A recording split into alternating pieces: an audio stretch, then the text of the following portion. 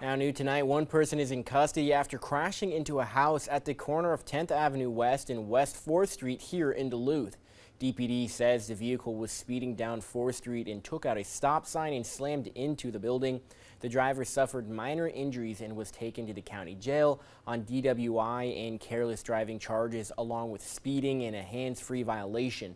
And I actually spoke with one of the neighbors nearby who say this is not uncommon, as over the years more and more people will speed through the neighborhood.